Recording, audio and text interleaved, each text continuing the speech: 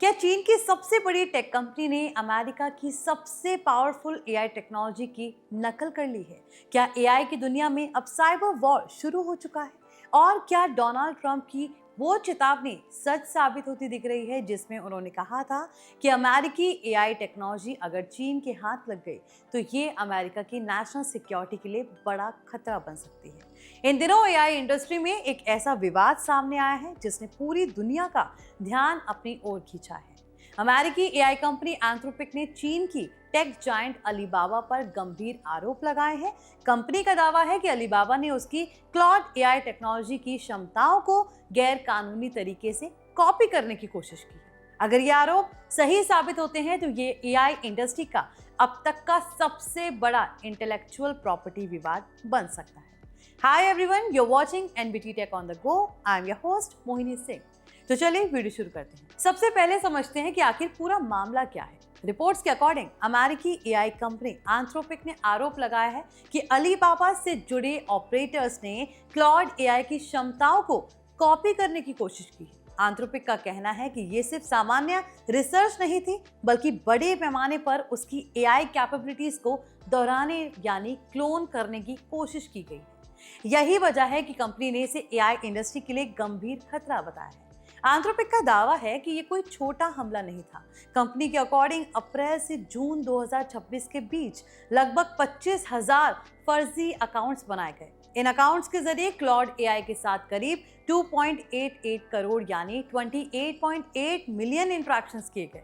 Anthropic का आरोप है कि लाखों क्वेरीज का मकसद क्लॉड के जवाबों को समझना और फिर उसी तरह की एआई कैपेबिलिटीज किसी दूसरे मॉडल में विकसित करना था। कंपनी ने इसे अब तक का सबसे बड़ा एआई डिस्टिलेशन अटैक बताया है। अब सवाल आता है कि आखिर ये डिस्टिलेशन अटैक होता क्या है?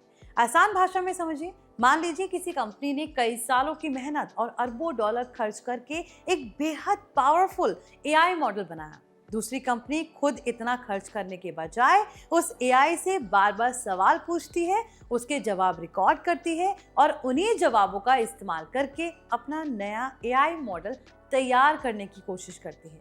एआई इंडस्ट्री में इस टेक्नोलॉजी को मॉडल डिस्टिलेशन कहा जाता है। सामान्य परिस्थितियों में डिस्टिलेशन एक वैध तकनीक हो सकती है, लेकिन एंथ्रोपिक का आरोप है कि यहाँ फर्जी अकाउंट्स और अनऑथराइज्ड एक्सेस का इस्तेमाल किया गया, इसलिए ये इंटेलेक्चुअल प्रॉपर्टी थेफ्ट की श्रेणी में आता है। एंथ्रोपिक ने यह भी आरोप लगाया कि इस पूरी गतिविधि का उद्देश्य क्लॉड की सबसे उन्नत क्षमताओं को दोहराना था।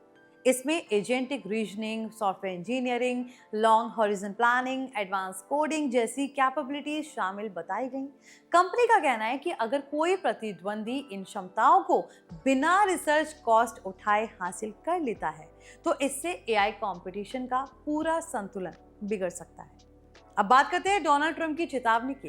रिपोर्ट्स के अकॉर्डिंग अमेरिका में लंबे समय से ये चिंता जताई जा रही है कि अत्याधुनिक अमेरिकी एआई टेक्नोलॉजी अगर चीन जैसे देशों तक पहुंचती है तो उसका इस्तेमाल साइबर वॉरफेयर और नेशनल सिक्योरिटी से जुड़े उद्देश्यों के लिए किया जा सकता है।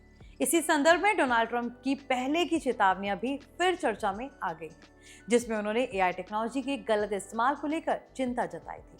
एंथ्रोपिक ने इस मामले को इतना गंभीर माना कि उसने अमेरिकी सीनेट की बैंकिंग कमेटी को एक औपचारिक पत्र भेजा।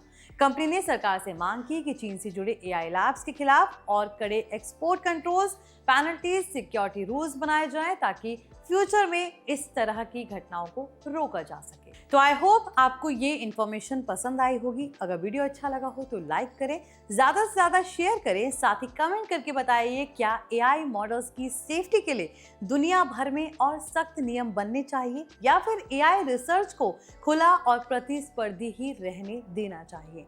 इस वीडियो में फिलहाल इतना ही। हमारे channel NBT tech on the go को सब्सक्राइब करें।